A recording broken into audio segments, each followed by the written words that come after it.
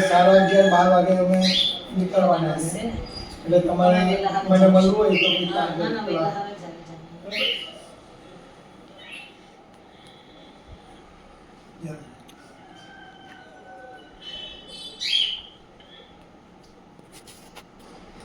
થઈ જાઓ ને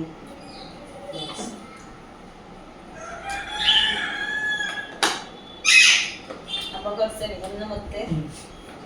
એ જમા